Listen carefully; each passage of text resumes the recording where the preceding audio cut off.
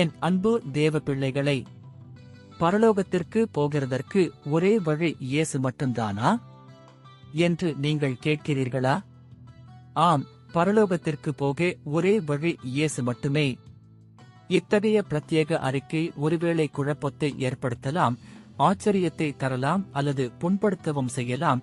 ஆனால் இது உண்மையாக கூற்று.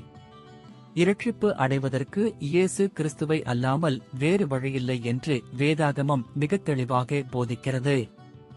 யோவான் 14:6 இயேசுவே இதை கூறுகிறார், நானே வழியும் சத்தியமும் ஜீவனுமாயிருக்கிறேன், என்னாலே இல்லாமல் ஒருவனும் பிதாவினிடத்தில் வரான்.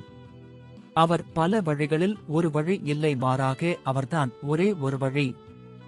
நற்பெயர், சாதனை, சிறந்த அறிவு மற்றும் தனிப்பட்ட பரிசுத்தன்மை ஆகியவற்றால் எந்தவொரு நபரும் தேவனிடத்திற்கு வர முடியாது. இயேசு ஒருவர் மட்டும்தான் வழி.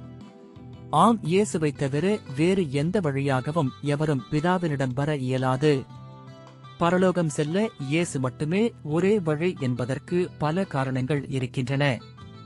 இரட்சகராக இருக்கும்படிக்கு இயேசு தேவனால் தெரிந்து கொள்ளப்பட்டவர் ஆகும். 1 பேதுரு 2:4. பரலோகத்திலிருந்து இறங்கி வந்தவரும் மீண்டும் ஏறிப்போனவரும் இயேசு ஒரே ஒருவர் மட்டும்தான். யோவான் 3:13. பரிபூரணமான மனித வாழ்வு வாழ்ந்த ஒரே ஒரு மனிதர் இயேசு ஒருவர் மட்டும்தான். எபிரெயர் 4:15. பாவத்தினுடைய பரிகாரத்திற்கான ஒரே பலியாக பலியானவர் இயேசு ஒருவர் மட்டும்தான். 1 யோவான் 2:2. எபிரெயர் 10:26. நியாயப்பிரமாணத்தையும் தீர்க்க தரிசனங்களையும் நிறைவேற்றினவர் இயேசு ஒருவர் மட்டும்தான். மத்தேயு 5:17. மரணத்தை என்றென்றுமாய் ஜெயித்த ஒரே மனிதன் இயேசு ஒருவர் மட்டும்தான். எபிரெயர் 2:14-15. தேவனுக்கும் மனிதனுக்கும் இடையில் உள்ள ஒரே ஒரு மத்தியஸ்தர் இயேசு ஒருவர் மட்டும்தான்.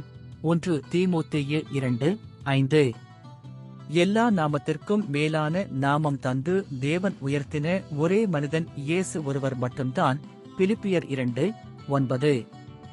அன்பு பிள்ளைகளே, பரலோகம் செல்ல ஒரே வழி இயேசு மட்டுமே. ஆகவே மனந்திரும்பி பரிசுத்தமாய் வாழ்வோம். ஆமென்.